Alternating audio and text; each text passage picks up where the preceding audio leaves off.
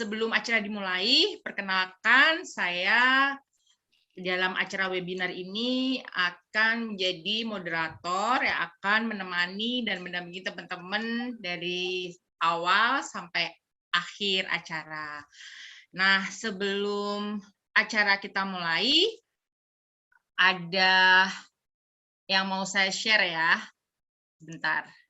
Nanti saat saya menge-share gambar ini, saya persilahkan Mbak Tiar, ini dari Ines yang ikut mensponsori acara malam hari ini akan menyampaikan banyak hal nih tentang apa yang akan saya share gambarnya ya. Oke, sebentar. Oke, baik. Terima kasih, Kak. Oke. Jadi ini dari Ines, saya persilahkan Mbak Tiar untuk menyampaikan nih tentang gambar ini maksudnya apa. Oke, monggo Mbak Tiar. Baik, terima kasih Kak. Selamat malam. Assalamualaikum warahmatullahi wabarakatuh. Salam sejahtera untuk kita semua. Iya. Yang terhormat para pembicara dan para milenial-milenial muda Indonesia. Ya, bahagia sekali ini Ines diberikan kesempatan untuk menjadi bagian dalam kegiatan webinar hari ini. Perkenalkan saya Tiar.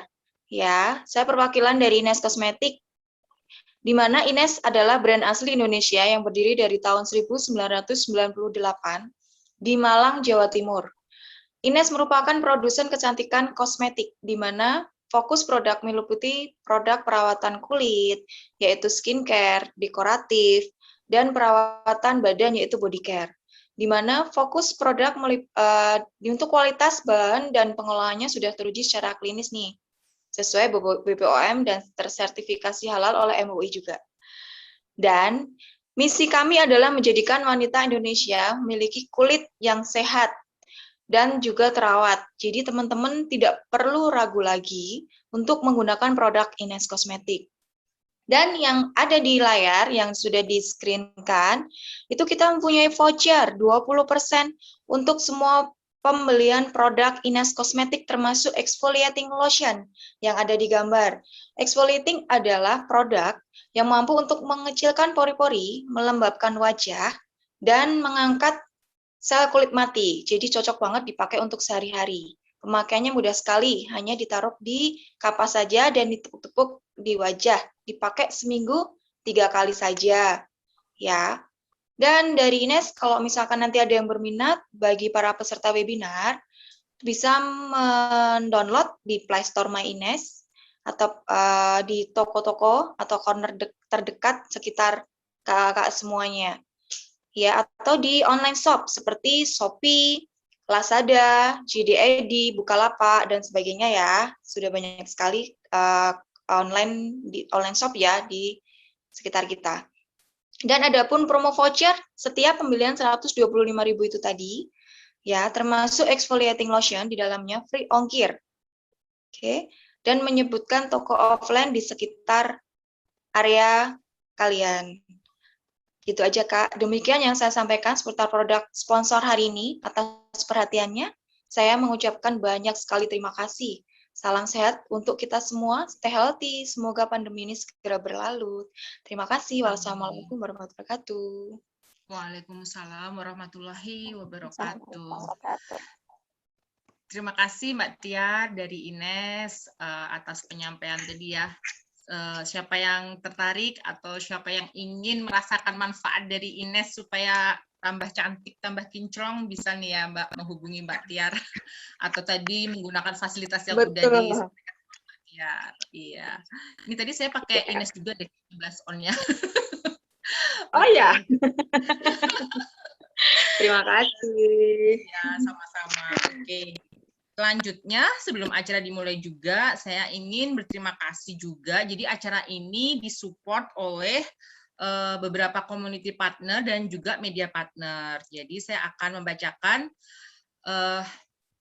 media partner yang ikut mensupport acara malam ini, yaitu dari media event Bandung.id, event Surabaya, socialconnect.id, petualangan menuju sesuatu, yayasan.helping hands, sehatmental.id, Republika Online, Ruang Mendengar, Imconnected, Threadcare Psikologi, Dekap.psikologi, Dailing.konsultan, pedulijiwa.id,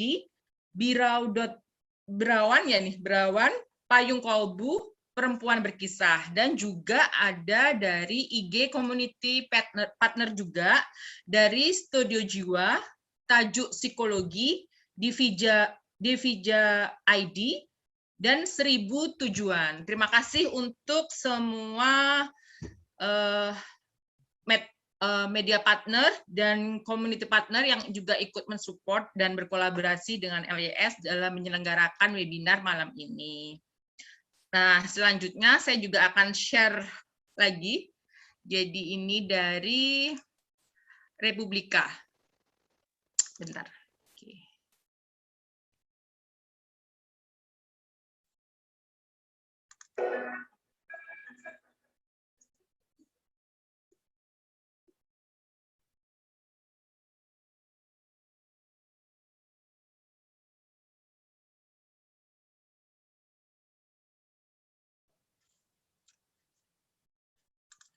Oke, itu tadi semua yang saya share adalah beberapa yang ikut mendukung acara malam ini dan ikut mensupport, dan saya sampaikan terima kasih sebanyak-banyaknya. Juga terima kasih untuk teman-teman semua yang telah hadir malam hari ini. Saya ucapkan sangat-sangat terima kasih. Nah, selanjutnya acara segera kita mulai saja, karena juga ini sudah waktunya berlalu hampir setengah jam ya. Oke, tadi saya sudah memperkenalkan diri ya, saya sebagai moderator, nama saya Dita, dan malam ini sebagai narasumber adalah Mbak Mita. Mbak Mita ini adalah salah satu psikolog di LYS. Beliau yang akan menyampaikan materi malam ini yang bertemakan tentang What's Your Mood. Nah, apa tuh What's Your Mood? Kita langsung aja serahkan kepada Mbak Mita. Mbak Mita, saya persilahkan untuk menyampaikan materi untuk malam ini.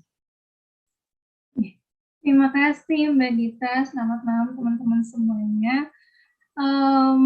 Tadi terima kasih untuk teman-teman yang sudah main sambil nunggu yang lainnya gitu ya. Saya mau disclaimer dulu ya teman-teman. Materi ini saya ambil dari sebuah buku ya, teman-teman bisa sambil googling. Tapi ini adalah summary yang pengen saya share sebenarnya gitu. Jadi mungkin hari ini akan lebih banyak bercerita dari sebuah buku gitu ya. Nggak tahu teman-teman kelihatan atau enggak. Oke. Ini dia, What's Your Mood by Kimberly Potts. Gitu. Ini tuh buku terbitan tahun 2005 dan masih saya pakai sampai saat ini. Karena ini relatable banget sampai saat ini, bahasanya mudah banget untuk dibaca, dan dia tuh ada quotes, ada narasi cerita, ada tips-tips untuk mengatasinya. Dan saya men-summarize, jadi men-summarize dari buku ini, men-sharingkan mood apa aja sih yang dibahas oleh Kimberly Potts ini. Ya, mudah-mudahan ini menambah wawasan teman-teman dan menambah wawasan saya juga. Dan mohon maaf kalau misalnya ada hal yang kurang berkenan nanti selama sepanjang acara, saya mohon maaf. Oke, ya saya izin share screen. Sudah kita nggak lama-lama.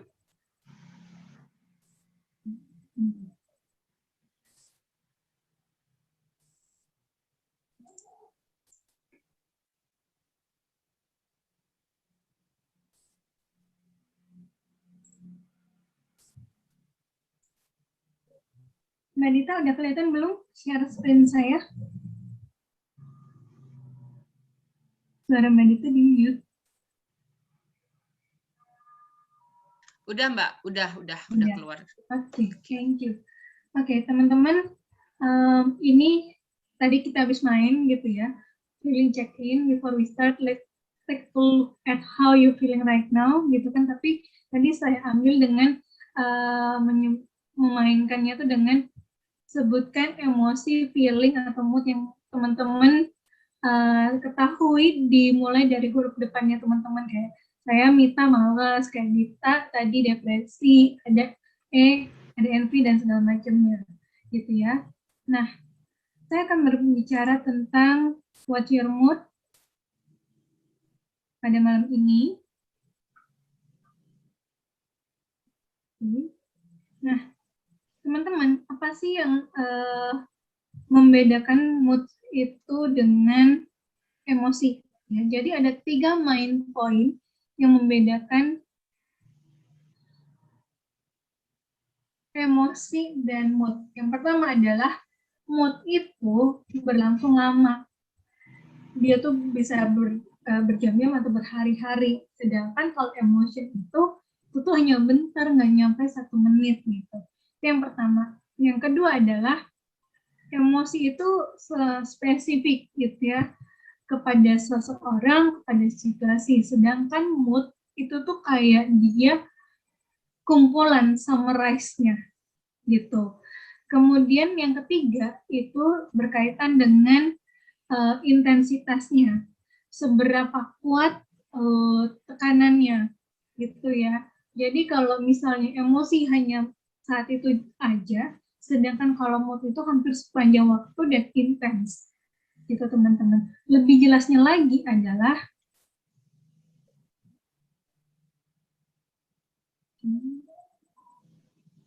ini dia, perbedaan mood sama emotion. Lihat dari durasinya, provocation-nya. Provocation-nya tuh bisa dilihat dari trigger-nya gitu kan. Kemudian dari ekspresinya. Kalau mood itu susah untuk diekspresikan, kalau emotion itu gampang banget untuk diekspresikan. Kemudian kalau mood itu susah untuk diidentifikasi, mana sih sebenarnya yang menjadi penyebab triggernya, sedangkan mood itu gampang banget. Emotion itu gampang banget untuk mencari tahu triggernya, sedangkan mood itu susah banget gitu. Kemudian dalam buku ini itu ada banyak jenis mood gitu ya, kurang lebih itu ada sekitar hampir 10-an lebih tentang mood yang dibahas oleh Kimberly Coates. Oke, kita mulai dari yang pertama tuh adalah tentang Miss Pemarah. Nah, jadi narasinya ini teman-teman, saya masuk tipikal yang mana sih moodnya gitu loh. Untuk si Miss Pemarah ini, coba kita resapi dengan narasinya ya. Setiap kali membicarakan sesuatu, kamu selalu berdebat dengan teman-teman kamu atau keluarga kamu. Kamu merasa frustasi dan tidak bisa ngontrol. Kamu merasa tak seorang pun dapat memahami kamu. Kamu merasa kecewa dengan diri kamu sendiri yang kamu pikir tidak seperti yang kamu harapkan. Banyak penyebabnya kenapa jadi Miss Pemarah seperti ini. Dan Miss Pemarah ini nggak hanya berlangsung saat itu aja, tapi balik lagi dia selalu menjadi pemarah gitu.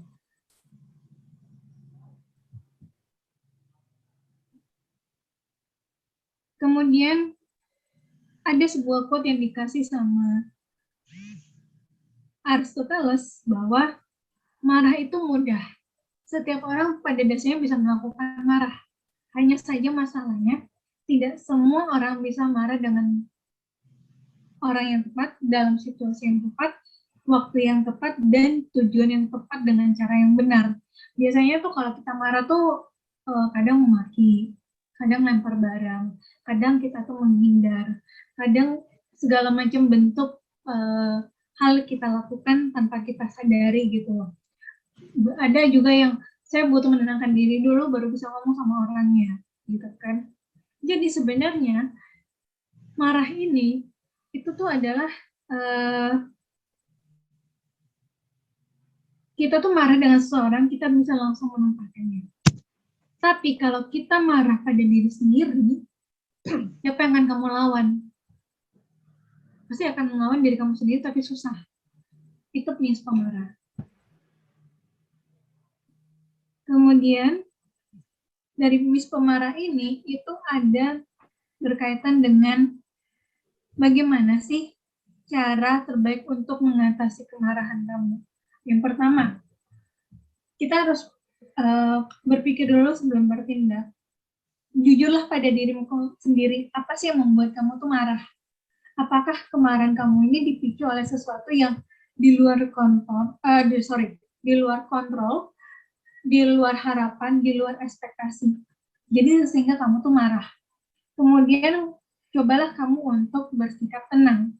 Bicaralah ketika kamu marah, dan kamu akan menyesali kata-kata yang pernah keluar dari mulut kamu. Jadi kayak marah yang langsung ngomong apapun dikeluarin gitu ya, tapi akhirnya kita nyesel karena udah nyakitin diri sendiri dan orang lain gitu ya. Kita nyesel kata-kata yang keluar dari mulut kita tuh nggak bisa balik dari kita gitu. Kemudian mengungkapkan marah dengan tepat. Jadi ada orang yang marah itu menggabungkan marah-marah sebelumnya gitu loh. Dia membuat kesalahan, misalnya dia lupa contohnya kayak gini deh, kalau kamu punya pasangan gitu ya, dibilangnya I love you sayang, si cewek pasti bilang pasti ada maunya nih, sebelumnya pernah nih ngomong kayak gini gitu kan. Ada juga yang marah gara-gara dia ngeliat orang lain mengucapkan kata sayang pasangannya, sedangkan sayangnya enggak gitu loh. Dan dia tuh mungkit dari pacaran, dari udah punya anak, dari belum lagi masih single segala macam, jadi tuh kayak diungkit-ungkit jadiin satu gitu. Itu yang kayak nggak tepat gitu loh. Kalau misalnya kamu marah saat ini karena dia lupa mengucapkan sayang pada kamu, ya udah, fokusnya yang saat ini, bukan yang sebelumnya. Kemudian kurang itu lebih. Jadi itu kayak kita itu belajar untuk sedikit mengoreksi orang lain, karena itu akan lebih baik untuk kitanya. Karena jadi itu kayak semakin kita mengoreksi dari orang lain, kita akan melihat diri kita sendiri. Saya kurangnya di mana sih dibandingin orang ini gitu loh. Kemudian yang terakhir itu adalah maafkan dan lupakan. Ini ada penjelasannya. Sebelum kamu memaafkan dan melupakan kejadian tersebut, coba pikirkan apa tujuan kamu sebelum kamu mendekati orang yang membuat kamu marah ini. Apakah tujuan kamu hanya ingin untuk mengungkapkan kemarahan kamu, atau kamu hanya ingin persoalannya selesai saat itu juga? Apakah kamu telah siap untuk memaafkan dan melupakannya dan memulai relasi kembali dengan orang tersebut? Jadi, coba pikirin, coba gali lagi, saya maunya apa gitu. Ini berkaitan dengan emosi marah, karena emosi marah ini hampir setiap orang tuh mengalami, hampir terjadi setiap hari, jadi kita perlu aware gitu. Makanya ini yang dibahas pertama kali. Kemudian yang berikutnya adalah terkait mispembosan.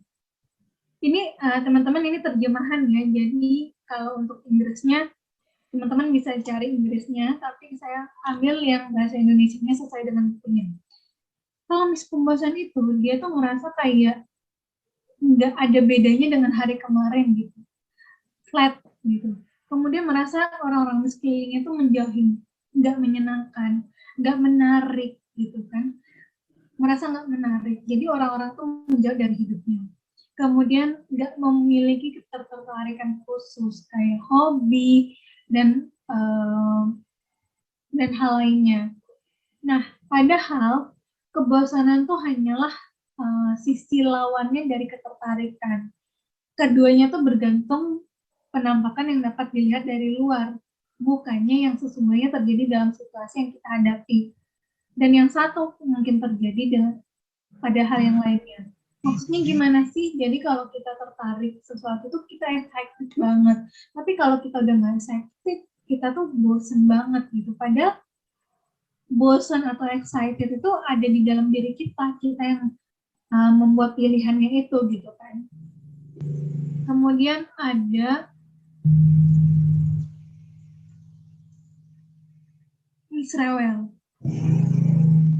Misrewel ini segala sesuatu yang pengen dikerjakan itu kamu harus tahu.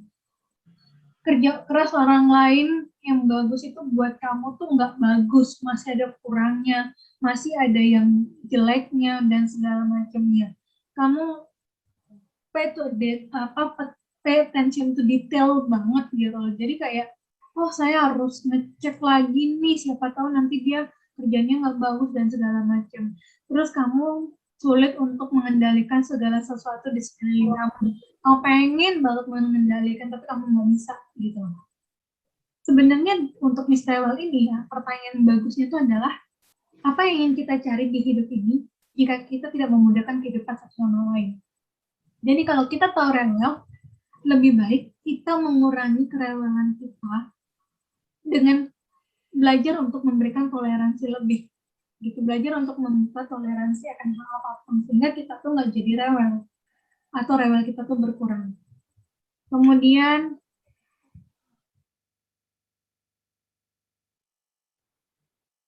ada mistemperamen.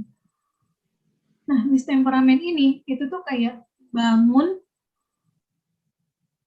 aja tuh dia kayak udah merasa kayak mengkal, udah kayak merasa marah-marah, dan udah tanduknya tuh udah dua tuh berdiri gitu ya, dua tanduk kepalanya tuh udah berdiri gitu. Jadi tuh kayak hari ini tuh pasti bakalan buruk. Karena kenapa? Karena emosi yang kemarin-kemarin yang dipendam gitu ya, yang dipendam itu masih nyangkut di batinnya gitu, belum diselesain dan dirilis gitu. Jadi tuh kayak hari ini tuh udah langsung ngejek, hari ini bakalan buruk nih, gak bakalan bagus kayak kemarin. Jadi dan bawaannya tuh jadi kayak mudah disinggung, jadi nggak membuat nggak nyaman ketika berada di lingkungan sekitar gitu kan. Kemudian nggak sabaran, nggak puas, nggak mau tahu gitu. Kemudian pengennya tuh nyerang orang terus, baik itu ada alasan maupun nggak ada alasan sekalipun gitu. Cuman yang jarang diakui oleh orang-orang yang temperamen adalah dia tuh kurang berani untuk mengakui bahwa dia itu temperamen buruk sejak dari awal sampai hari itu berlalu gitu. Dia nggak berani ngaku. Padahal kalau orang temperamen itu ketika dia aware dia temperamen, dia aware dia masih menyimpan emosi yang nggak baik, harusnya sebelum dia pergi beraktivitas, dia harus rilis dulu. Gitu. Kemudian ada misceria. Nah, misceria ini itu tuh dia punya belief bahwa lebih baik saya menjadi diri saya daripada saya menjadi orang lain. Penting bahwa saya mengetahui diri saya daripada saya harus memiliki barang yang sama dengan orang lain yang mungkin nggak saya butuhkan gitu. Kemudian orang yang misceria itu selalu bawaannya tuh happy, tertawa, kemudian dia bisa mengelola emosinya dengan baik, dia bisa menaikkan moodnya dengan happy itu dengan gampang gitu. Dia tahu ketika dia lagi buruk, dia tahu cara gimana untuk tidak berlama-lama pada emosi atau mood yang buruk ini gitu.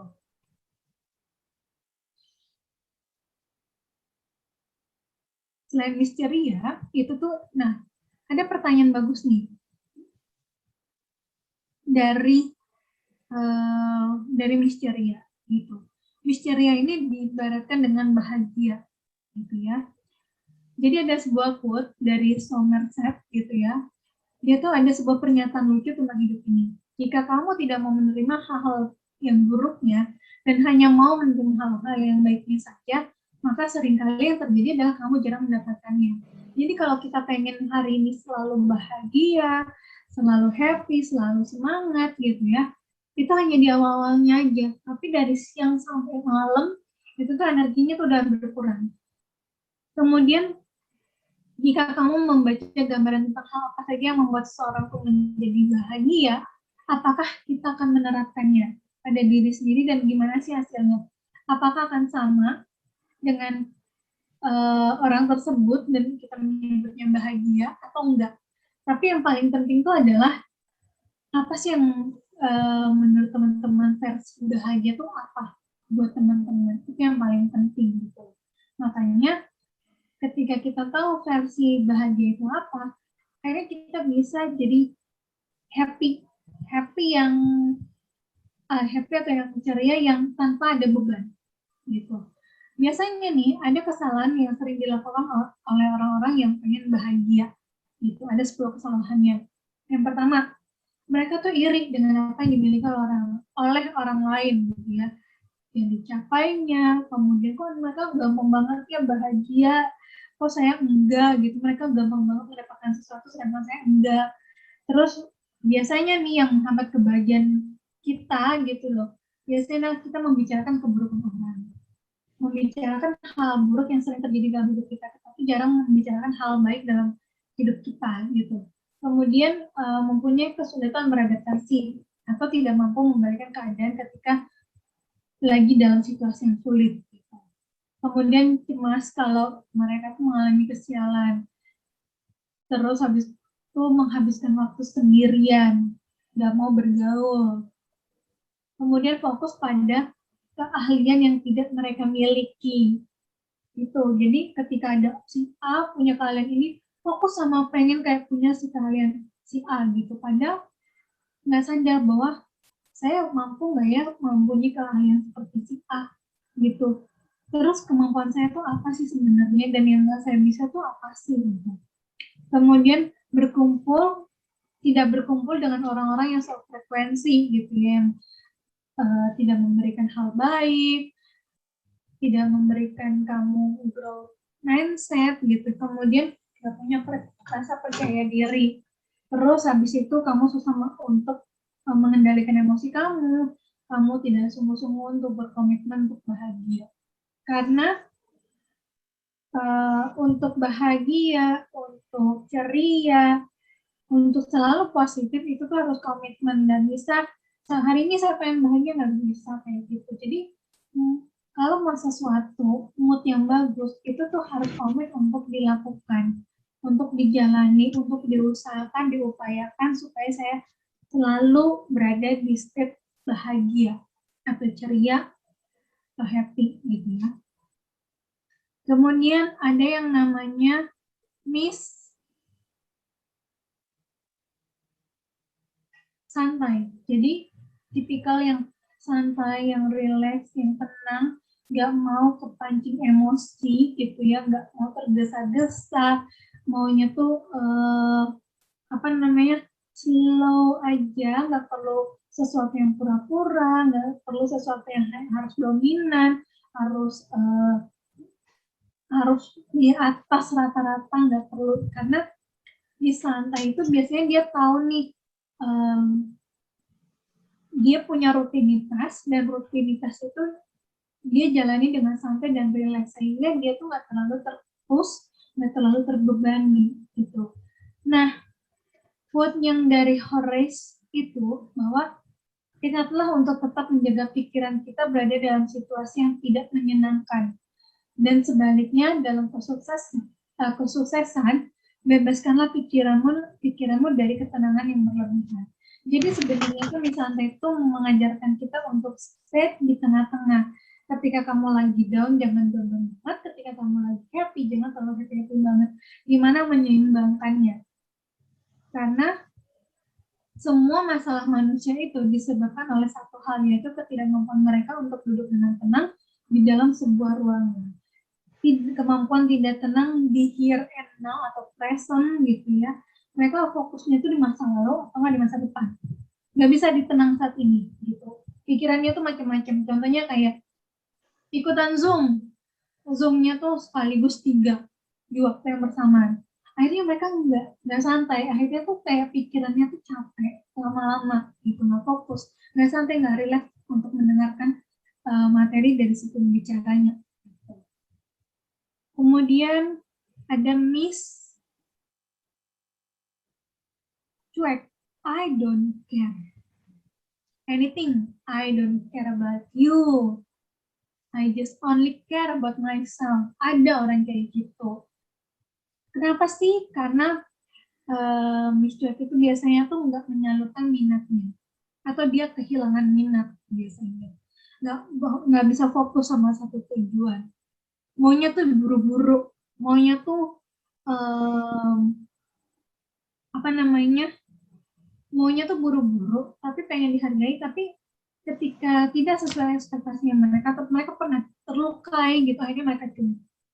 Nah, Alasan kenapa sih orang-orang cuek ini tidak mau berpartisipasi, yang pertama, mereka tuh takut.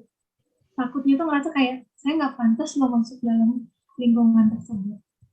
Takut sama penolakan, takut dicemooh, takut tidak cukup baik atau tidak punya sesuatu yang bisa di-share. Intinya tuh gambaran payungnya Miss Cuek itu adalah takut. Terus habis itu untuk Miss Cuek ini apa sih yang harus dilakukan ya? Dia harus berpartisipasi aktivitas sosial. Dia harus mau untuk berinteraksi sama orang lain, membreakdown dindingnya itu, beliefnya itu, sugestinya itu bahwa jangan cuek gitu. Karena kita makhluk sosial yang berinteraksi, yang perlu interaksi sosial nyata gitu. Ketika kamu mau melakukan sesuatu, ya lakukanlah dengan kesadaran penuh, dengan tulus ikhlas, jangan ada embel-embel di belakangnya gitu. Banyak penyebabnya kenapa mereka cuek gitu ya teman-teman. Kemudian ada yang namanya kesepian. Dia ngerasa tuh kayak nggak ada seorang pun yang mengerti tentang dia. Jadi kayak saya sendirian, nggak menghabiskan waktu sendirian, nggak ada bersama orang lain. Merasa nggak diperhatiin. Merasa nggak ada yang peduli apa yang dilakukannya, apa yang alasan dia berperilaku atau membuat keputusan ini, merasa kayak dunia itu nggak mengerti saya, jadi saya merasa kesepian. Kemudian ada yang namanya optimis. Optimis tuh kayak ketika ngeliat gelas itu, dia ngerasa kayak gelas kosong nih teman-teman. Dia ngerasa kayak itu gelas tuh nggak hanya kosong, sebenarnya terisi air tapi dikit gitu. Kemudian dia tuh nggak beranggapan apa yang terjadi pada dirinya, hal buruk apapun yang terjadi pada dirinya, dia tuh merasa itu bukan sesuatu yang gagal. Dia percaya bahwa ini tuh pelajaran yang harus dipetik, sehingga buat dia kedepannya, langkah kedepannya itu lebih bagus lagi, lebih baik lagi. Kemudian dia nggak akan kesel, dan dia nggak akan label saya sial, saya nggak bisa apa-apa atau rendah diri gitu, enggak. Dia makan semangat untuk menggapai sesuatu yang lebih baik lagi. Itu tipikalnya orang yang optimis gitu. Karena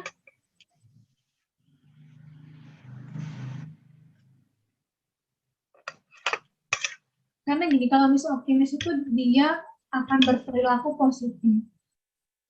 Menurut dia baik atau buruknya kejadian, semua orang akan alami gitu. Jadi ya, kuncinya adalah kita berperilaku positif, berpikir positif, itu yang paling tepat buat si optimis. Kemudian ada yang namanya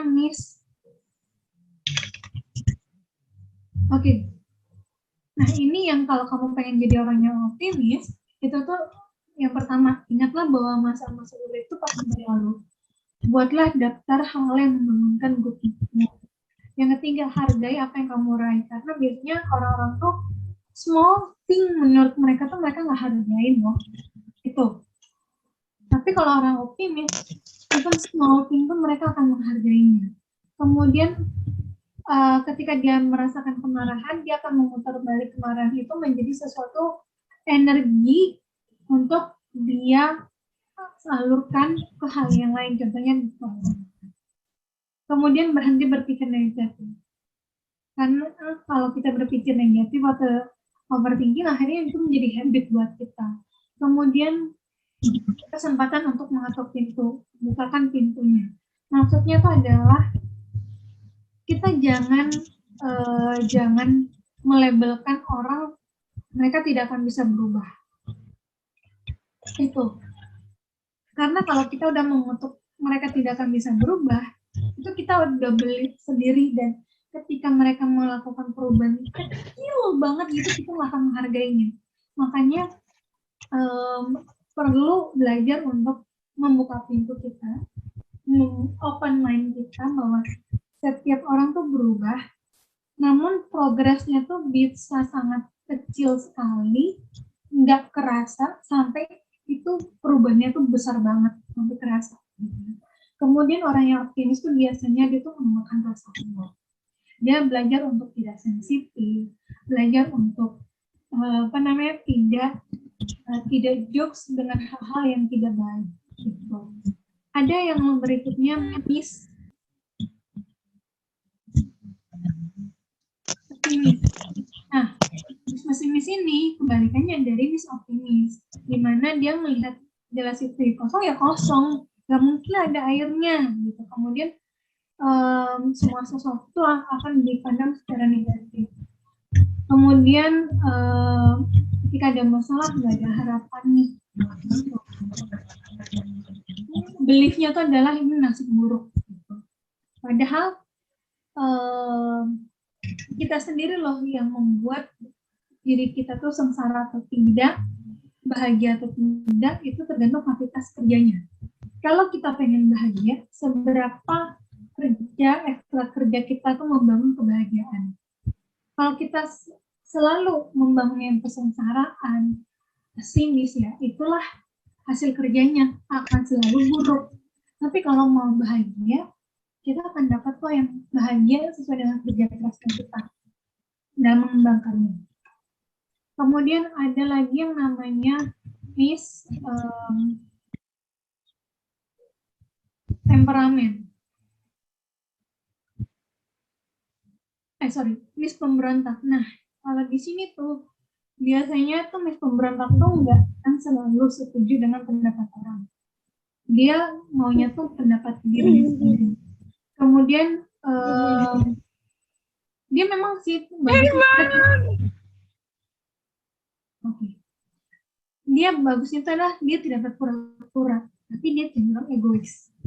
Kemudian bertingkah laku beda dari orang pada umumnya. Kemudian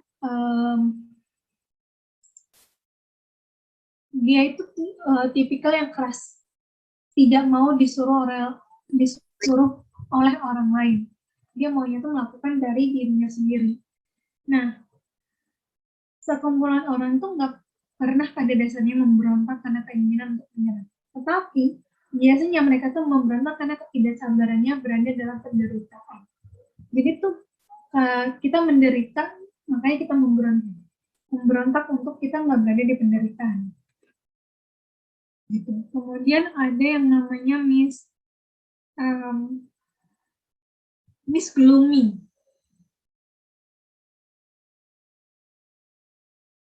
Atau Miss Pemurung. Biasanya nih, Miss Pemurung atau Miss Gloomy, ini tuh dia dipenuhi dengan awan kesedihan, awan duka, selalu pengen nangis, gak punya antusias, lelah secara fisik, lelah secara mental. Quote bagus dari pepatah Cina mengatakan bahwa kamu tidak bisa mencegah burung-burung kesedihan hingga di atas kepala kamu, tapi kamu bisa mencegah mereka membuat sarang di langit kamu. Gitu. Jadi kalau kita ibaratnya tuh kayak kita kalau ibaratnya tuh kayak kita overthinking, kita tuh nggak bisa mencegah untuk nggak overthinking gitu ya. Tapi kita bisa untuk memfilter overthinking. Tapi dengan catatan itu perlu dilatih. Sama kayak gloomy sih Miss Pemurung ini. Kemudian ada yang namanya Miss PD. Miss PD tuh dia yang tipikal outgoing, mudah bergaul, berpikiran positif dan percaya diri akan hal apapun yang dia kenakan, yang dia katakan, yang dia sikapnya dia gitu ya. Kemudian tapi Miss PD ini dia akan berusaha untuk tidak memaksakan orang lain untuk menerima keadaannya, tapi dia belajar untuk saya pede loh dengan ucapan saya ini, saya pede loh dengan pakaian saya ini, saya pede loh dengan body saya, warna kulit saya gitu. Karena menurut saya ini udah saya udah dibentuk seperti ini, saya menghargainya, jadi saya pede. Kalau saya menghargai diri saya, siapa lagi yang akan menghargai diri saya gitu. Kemudian dia akan gimana caranya, looks-nya itu akan melihat bahwa dia tuh pede dengan apapun yang dia kenakan, yang akan dia bicarakan ataupun ungkapkan. Kemudian ada yang namanya Miss. Nah, sebelum Miss berikutnya, gimana sih cara meyakinkan diri kamu bahwa kamu yakin pada dirimu sendiri gitu. Yang pertama, harapkanlah hal yang terbaik terjadi pada diri kamu. Jangan mengharapkan hal yang tidak baik, atau berdoa yang tidak baik, atau bersugesti yang tidak baik. Kemudian yang kedua adalah ketika kamu ragu, ketika kamu khawatir, kamu harus mengakuinya. Jangan berpura-pura, oh saya nggak khawatir. Ya, ketika kamu khawatir, ya saya khawatir. Kemudian buatlah daftar hal baik yang kamu miliki itu apa aja sih sebenarnya. Karena banyak yang dari kita tuh lebih gampang nulis hal buruk dibandingin hal baik. Belajar ya dari sekarang untuk nulis hal baik tentang diri kamu sendiri. Kemudian jangan suka membandingkan dirimu dengan orang lain. Nah, ini PR semua orang nih. Kayaknya tuh kayak kalau mau membandingin tuh kayak kurang bumbu deh dalam hidup gitu ya. Jadi belajar ya kurang-kurangin membandingkan diri, karena saya masak dengan Mbak Dita yang masak itu tuh beda rasa, beda selera, beda lidah. Jadi jangan berusaha banget untuk menyamakan rasa lidah saya dengan rasa lidahnya Mbak Dita, tuh jangan, karena kita tuh punya taste-nya berbeda-beda gitu. Kemudian berikan dukungan pada diri kamu sendiri, berikan apresiasi pada diri kamu sendiri. Kemudian bertindaklah kamu percaya diri, tapi dengan catatan bahwa percaya diri kamu ini benar. Jangan oh saya percaya diri dengan sesuatu yang ini. Percaya diri tuh jadi kayak ngeyel, jangan sampai kayak gitu ya. Belajar untuk menyukai diri kamu sendiri. Apapun kekurangan diri kamu, apapun kelebihan kamu belajar untuk menyukai diri kamu. Gitu teman-teman. Kemudian belajarlah untuk tertawa lepas. Tertawa lepas yang di mindset saya tuh contohnya tuh yang tergambarkan adalah Sandra Dewi gitu ya, karena dia tuh kalau tertawa tuh dia harus lepas biar enak, jadi nggak ketahan gitu tertawanya. Kemudian berilah penilaian hal baik dalam hidup kamu gitu. Contohnya kayak saya hari ini misalnya saya pagi-pagi saya ngerasa murung, terus tapi ketika agak siangan saya lebih better. Kenapa? Kemudian sorenya saya jadi lebih bagus nih mood saya gitu, karena saya itu habis makan sesuatu yang enak yang membantu membangunkan mood saya, misalnya coklat gitu. Jadi sebenarnya satu hari ini mood saya tuh oke kok, nggak jelek-jelek banget gitu. Kemudian berikutnya tuh Miss lucu ya. Miss lucu ini biasanya tuh suka humor. Dia tuh biasanya tuh humornya tuh akan hal apapun gitu. Tapi hati-hati juga, humor itu kadang bisa menyinggung orang lain, kadang-kadang tidak menyinggung. Kemudian senang tertawa dan membuat orang lain tuh tertawa.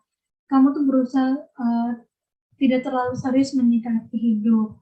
Kamu tuh mempunyai bakat istimewa, yaitu menemukan humor di segala situasi. Jadi ketika dia lagi susah pun dia bisa membawa itu dengan humor, dengan lucu, di mana ini tuh merupakan salah satu cara untuk pertahanan diri atau defense mechanism dalam bahasa psikologinya. Jadi dia supaya tidak stres banget dalam menghadapi situasi yang sulit dihadapinya saat itu. Kemudian ada mistrust. Nah, mistrust ini jujur ya teman-teman ya, mistrust ini kadang-kadang kita buat sendiri, kadang-kadang kita dapat dari orang lain.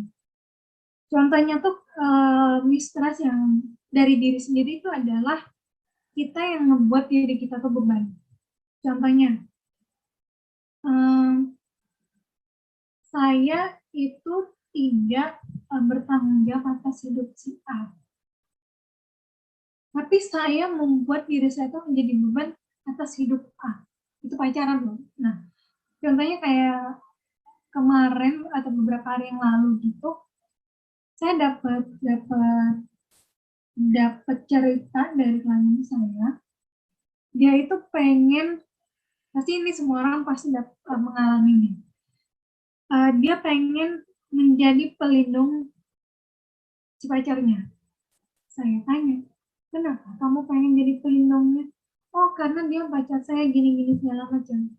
Saya balik nanya, apa yang kamu rasakan ketika kamu sudah menjadi pelindungnya dia? Oh, saya bahagia gini-gini segala macam.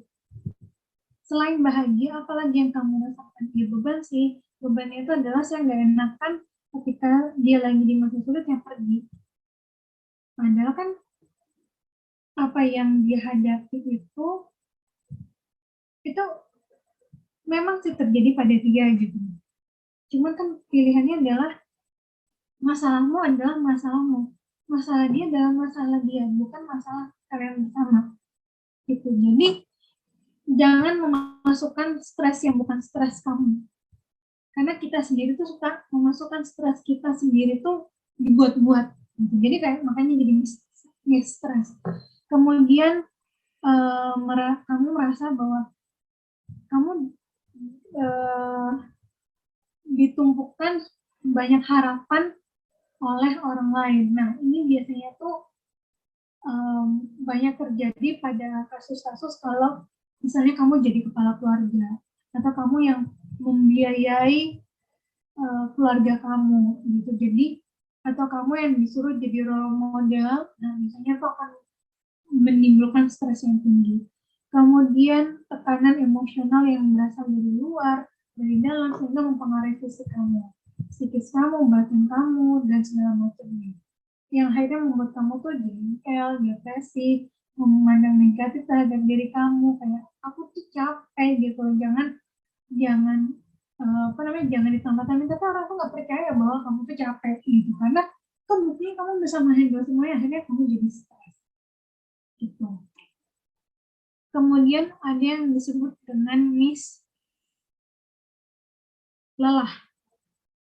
Nah, lelah ini biasanya tuh dia nggak cukup tidur pada malam hari sepanjang hari, ya, atau kamu terlalu banyak tidur pada malam hari sepanjang hari. Kemudian persediaan energi kamu tuh gampang terkuras. Kamu mengalami stres psikologis secara fisik. Lalu apa sih yang bisa dilakukan oleh lelah ini? Yang pertama pasti harus mengatasi masalahmu lebih cepat. Jangan lari, jangan menghindar, jangan ditekan. Tapi ya harus segera diselesaikan. Kemudian istirahat yang cukup. Makan dan minum yang sehat. Olahraga. Lakukan self-healing. Jagalah pikiran kamu dari pengaruh yang berlebihan. Contohnya adalah overthinking. Temukanlah kenyamanan dan ketenangan di mana kamu berada. Kemudian terapkan beberapa kebiasaan rutin. Contohnya meditasi 2 menit, meditasi mindful 2 menit, atau meditasi kesehatan 15 menit. Atau kalau ada yang belajar journaling, latihan rutin lakukan journaling, atau latihan pernafasan, rutin lakukan pernafasan setiap hari, dan sebagainya. Itu untuk lelah. Kemudian yang terakhir dari materi saya ini, itu adalah berkaitan dengan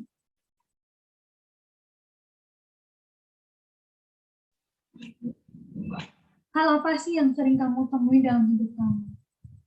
Misalnya, ketidakadilan, sehingga membuat mood kamu jadi gampang marah, gampang sedih, atau apa? misalnya kamu sering temuin dalam hidup kamu kekerasan fisik, kekerasan verbal, emosi apa yang kamu rasakan dan mood kamu sepanjang hari itu seperti apa. Kemudian kalau misalnya, saya lebih sering menemui orang-orang baik dalam hidup saya. Apa yang kamu rasakan dari emosi?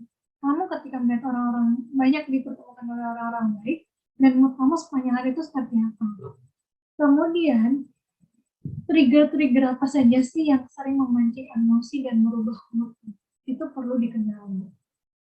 Kemudian, mood apa saja sih yang sering hadir dalam hidup kamu? Mood ya, misalnya mood itu dibagi dua, mood yang baik, yang positif, atau mood yang negatif. Apakah saya lebih banyak mood yang negatif? Contohnya itu kayak pesimis, lelah, marah, temperamen. Atau saya sebenarnya banyak kan mood yang positif, kayak lucu, optimis, gitu ya. Kemudian yang perlu ditanamkan adalah apapun yang kamu rasakan saat ini sifatnya sementara, kecuali diri kamulah yang membuatnya emosi atau mood itu bertahan lebih lama, sehingga kamu jadi kayak panjang banget durasi mood kamu tidak sehat itu, atau panjang banget durasi kamu mood yang sehat itu, gitu teman-teman. Jadi itu adalah summarize dari buku What's Your Mood yang barusan saya summary dalam bentuk PPT ini. Jadi makanya banyak dan kok kayaknya nggak ada benang merah gitu ya. Karena dalam buku ini tuh mereka sebenarnya tuh ada narasinya, ada quote-nya, ada cara-caranya, dan sebenarnya sih berkembang sih. Cuman ini masih tetap relatable untuk dibahas sampai sekarang dengan bahasa yang gampang. Ini adalah summary dari bukunya teman-teman. Jadi kalau tidak ada benang merahnya saya mohon maaf. Dan dari sini teman-teman bisa nih belajar mengenali moodnya teman-teman. Apa sih sebenarnya bedanya mood sama emotion? Emotion tuh saat itu juga, mood itu sepanjang hari. Itu ya teman-teman bedanya, dari durasi aja. Gitu. Oke, sekian dari saya. Terima kasih teman-teman, saya kembalikan lagi ke Mbak Dita.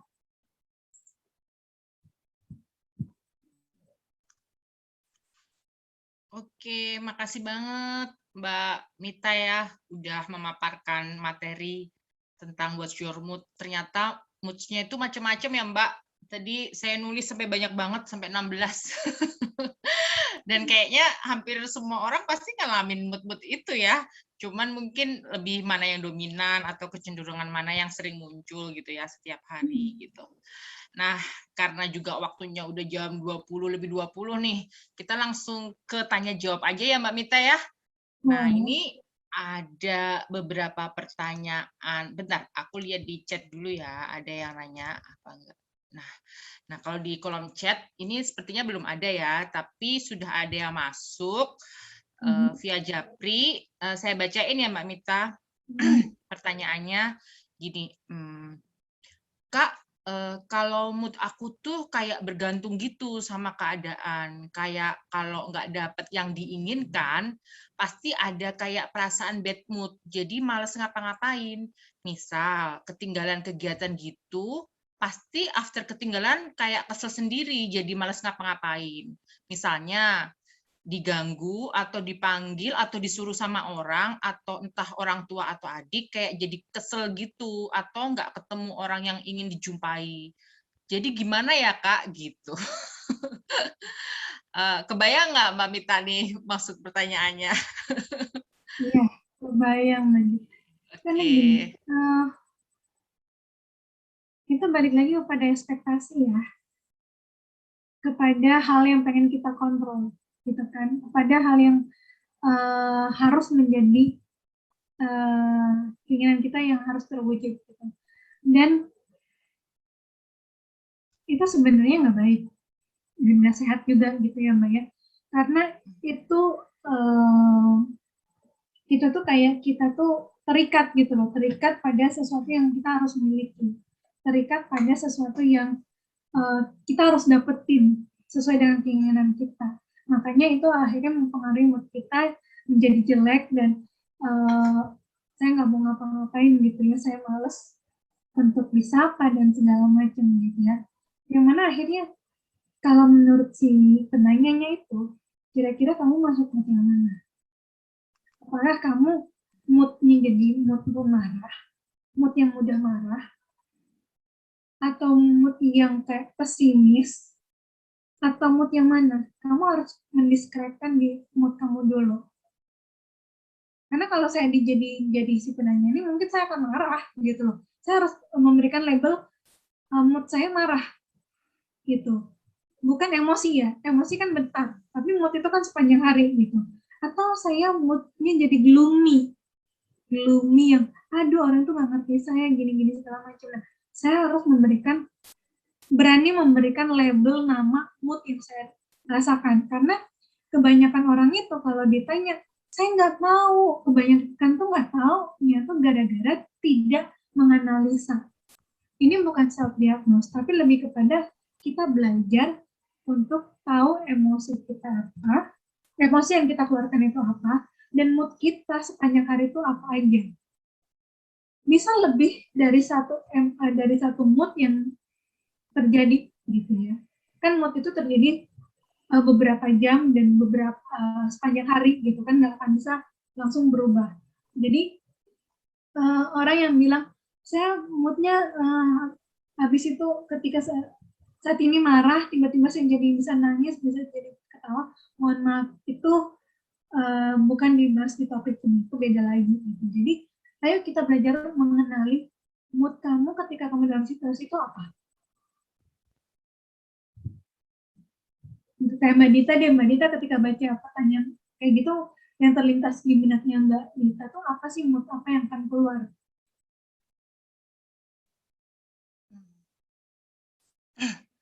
Kalau aku sih sering ganti-ganti mood ya.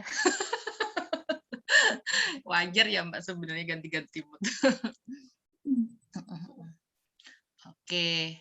Jadi udah ya Mbak tadi jawaban yang pertanyaan pertama tadi udah ya.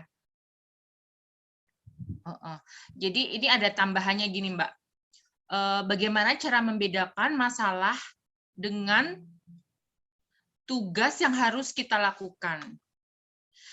Jadi kayak gini misalnya, aku sering banget kalau masalah datang jadi males ngelakuin apapun, even ngelakuin hobi juga males. Padahal harusnya aku gambar, soalnya ada jadwal yang aku buat sendiri. Tapi karena si males itu, jadinya nggak sesuai jadwal yang aku tetapin, jadinya telat gitu. Jadinya mungkin gara-gara nggak mood yang harusnya hari itu gambar, ya udahlah nggak usah dikerjain gitu. Itu jadi mood apa Mbak? Mood pemalas bukan Mbak? Bisa jadi apa ya, antara, kalau menurut saya sih pesimis ya. Bukan malas, tapi balik lagi itu penafsiran orangnya itu beda. Gini, itu kan tadi saya ada dengar kata sesuai jadwal gitu ya. Korek saya kalau saya salah ya Mbak Ditya. Itu kan ada bilang sesuai jadwal gitu kan. Saya harusnya menggambar tapi gara-gara moodnya nggak bagus, jadi saya nggak menggambar. Perlu untuk diterima mood yang tidak baik itu. Jangan kita lawan, nggak perlu kita lawan. Apapun yang datang kepada kita tuh kita nggak perlu lawan gitu. Tapi kita mengenali, oke, mood saya saat ini lagi, misalnya lagi pesimis. Saya akan exhale terlebih dahulu. Saya tahu saya saat ini lagi pesimis. Saya memilih pesimis ini untuk durasi 5 menit. Jadi jangan mood itu mengontrol diri kita. Tapi kita belajar untuk berkomunikasi sama si mood itu. So, apa yang kamu mau? Misalnya, saya perlu untuk pergi dulu nih dari meja untuk gambar ini. Gitu. Saya pergi dulu nih sebelum melakukan rutinitas. Atau saya perlu sesuatu untuk meriksa saya. Tapi kalau misalnya setiap kali kita harus ada recharge dulu, harus ada boosternya dulu. Lama-lama itu nggak akan efektif. Kenapa nggak efektif? Karena batin kita tuh selalu menggonggong. Batin kita tuh nggak pernah selalu tenang. Makanya itu kayak saya butuh booster, saya butuh support, saya butuh sesuatu yang untuk membuat saya calming dulu, baru saya melakukan sesuatu. Padahal kan balik lagi, mood itu tuh sementara, nggak bertahan lama, kecuali kamu yang membuat itu bertahan lama gitu. Jadi perlu diajak komunikasi dan perlu dilatih. Kok kan ngomong gampang banget? Iya, gampang teman-teman. Makanya itu perlu dilatih. Contohnya nih, kayak saya hari Jumat itu saya bawa, enggak hari Jumat itu, 3 hari apa 4 hari yang lalu, selama 4 hari itu, 4 hari lah bilang, itu saya bawaannya tuh marah banget. Jadi sepanjang hari itu mood saya marah. Dan saya nggak bisa communicate dengan orang dengan baik gitu kan. Di hari Jumat saya choose untuk tidak mau lagi marah karena saya tahu reason saya marah itu apa, dan itu saya communicate ke orang yang tepat dengan situasi yang tepat. Saya ngomong, saya marah sama kamu, saya butuh ngomong nih sama kamu gitu kan. Ketika saya ngomong sama kamu boleh kok dalam omongan ini kamu memaki saya, kita saling mengeluarkan kata-kata tidak sehat, saling jontor-jontoran mungkin gitu kan, ayo kita lakukan. Karena saya udah siap, saya udah preparation gitu. Karena sebelum saya ngomong kayak gitu ke orang tersebut, saya harus udah siap dulu, saya sadar bahwa saya lagi marah, mood saya marah, saya tahu saya marahnya kenapa, dan ini udah nggak sehat buat saya dan buat relasi saya. Gitu. Jadi ketika kita tahu kita moodnya berapa hari yang ini simpulannya adalah marah, kita tahu penyebabnya apa, kita communicate ke orang tersebut. Sama kayak rasa malas mau ngapa-ngapain, kita harus komunikasi sama malasnya. Jangan mau malas ini mengontrol diri kita. Kenapa saya bisa sampai kayak gitu, state kayak gitu? Itu tuh butuh latihan yang nggak sebentar, teman-teman. Saya pun bisa ngomong kayak gini ke orang tersebut gitu ya. Itu dengan hampir 3 tahun lebih saya memproses diri saya tentang kemarahan gitu. Jadi nggak segampang itu gitu loh, ngomong kayak gini tuh enggak. Jadi perlu dilatih konsisten setiap hari. You name it, the mood gitu. Oke, jadi harus ini ya Mbak, dianalisa moodnya, terus diajak ngomong, terus dicurhatin, terus diselesaikan, gitu ya. Oke, ini pertanyaannya yang masuk kan banyak banget nih Mbak Mita, jadi mungkin saya langsung aja ya, pertanyaannya banyak masuk nih, Swear. Jadi pertanyaan berikutnya nih ya, anonim juga masuk ke saya. Apakah ada mood yang sebenarnya menetap di diri seseorang? Kadang kan kita dalam sehari bisa mengalami berbagai macam mood, tapi setelah diingat-ingat, ada satu mood ini aja nih yang selalu ada. Nah, apakah mood itu bisa menetap? Gitu. Apakah mood itu bisa menetap? Jadi kalau misalkan temperamen, berarti orangnya temperamen terus. Kalau orangnya lucu, lucu terus. Maksudnya mungkin kecenderungan kali ya, lebih banyak itu gitu. Gimana tuh Mbak? Kalau mood itu selalu konsisten hadir, berarti di situ ada isu yang tidak terselesaikan oleh teman-teman. Contohnya misalnya kayak marah. Marah itu harus digali sampai sedalam-dalamnya. Kenapa saya marah? Akan hal apa aja saya marah? Peristiwa apa saja yang membuat saya marah? Dari usia berapa saya mulai marah? Wah, itu panjang banget marahnya itu. Itu harus dianalisis. Kenapa itu konsisten selalu hadir? Kayak saya, kenapa kok saya selalu bawaannya tuh labelnya tuh marah gitu ya? Karena saya ada kemarahan terpendam yang tidak terselesaikan, yang tidak tersalurkan dari kecil. Dan itu akumulate dari beberapa proses segala macam. Jadi ada kok mood yang konsisten hadir dalam hidup kita dan mempengaruhi kita sepanjang waktu, dan itu tuh mood yang tidak sehat itu bisa cenderung ke depresi, bisa cenderung menjadi stres, bisa cenderung membuat sistem imun tubuh kita tuh jadi nggak sehat. Itu ada loh teman-teman. Karena saya tuh sampai berefek mood, alergi saya tuh ternyata bukan dari alergi makanan aja, tapi lebih kepada faktor kemarahan terdalam saya kepada seseorang ketika itu dibuka oleh psikolog gitu kan, itu yang akhirnya alergi itu break out ke badan saya, keluar. Nah, cara saya untuk mengembalikan lagi itu hampir 1 tahun lebih. Sekarang udah 1 tahun lebih sih, dan itu berkurang, jauh berkurang. Jadi pasti ada isu di balik mood kamu yang konsisten itu. Jadi harus dikenali, digali lagi lebih dalam, dan ketika kamu udah tahu atau kamu perlu bantuan dari profesional, go ahead, lakukanlah secepat mungkin. Karena gini teman-teman, semakin kamu lama memproses rasa sakit kamu ini, itu kamu nggak akan hidup tenang kok. Kan pada dasarnya kita pengen hidup tenang, pengen hidup bahagia gitu ya Mbak Nitya. Tapi kalau kita sendiri menunda-nunda itu, ya kamu akan mengalaminya sepanjang kamu tidak memproses itu dengan cepat. Itu teman-teman. Itu Mbak Nitya. Oke. Saya langsung ke pertanyaan selanjutnya ya Mbak. Sebenarnya pengen sih bahas-bahas gitu, cuma takutnya durasi waktunya nanti nggak cukup. Oke. Jadi ini saya ke pertanyaan selanjutnya Mbak. Nih, apakah mood ini bisa menjadi tameng? Misal, mood aku tuh bagus kalau makan coklat. Padahal ya dia mau dibeliin coklat, tapi gengsi, nggak mau gitu. Akhirnya dia bertingkah laku buruk biar orang peka yang dia mau apa. Gimana ya? Apakah mood ini bisa menjadi tameng? Misal mood aku tuh bagus kalau makan coklat.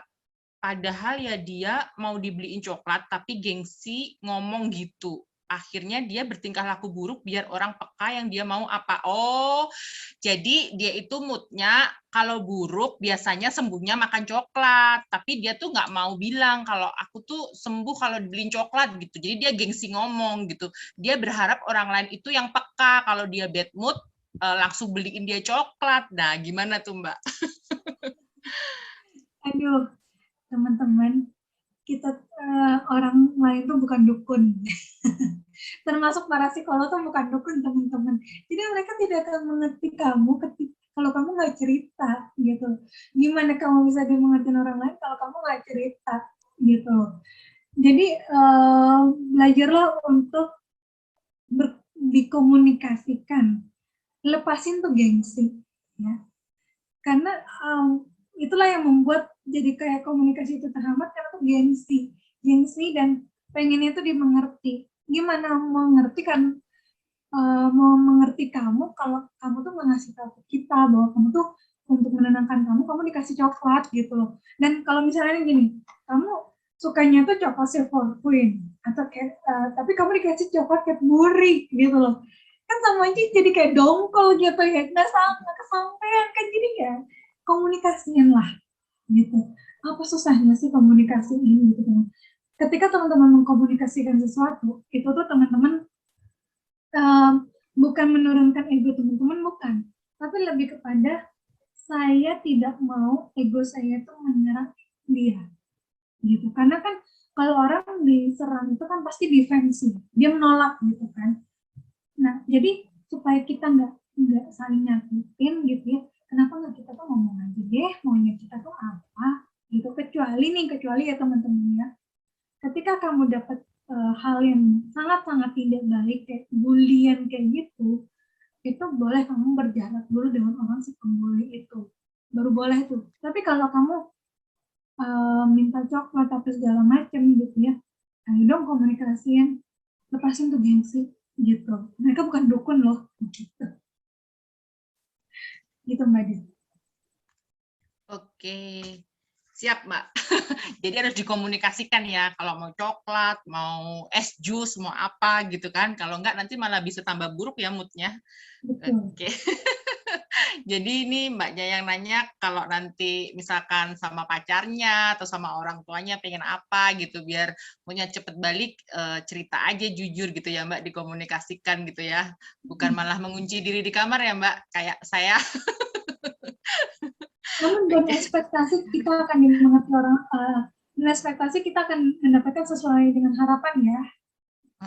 Lower expectation lah ketika kamu mengkomunikasikan sesuatu ke orang lain. Oke. Oke Mbak, saya lanjut di pertanyaan selanjutnya ya, karena ini ada yang di room chat juga, belum saya baca. Mohon bersabar dulu ya, ini ada Mbak siapa? Yang di room chat ini ada Mbak Nadia, juga ada Mbak Catherine. Sabar dulu ya Mbak, saya bacain dulu tadi udah masuk duluan soalnya, biar urut ya. Oke, selanjutnya saya mau bertanya, gimana sih cara balikin mood yang bahagia gitu Kak? Soalnya semenjak saya pindah rumah, ikut suami di rumah dinas, saya kayak masih kaget sama situasi yang benar-benar beda dengan hidup saya dulu. Saya kurang nyaman dengan yang sekarang, masih belum bisa terima dengan situasi kondisi lingkungannya.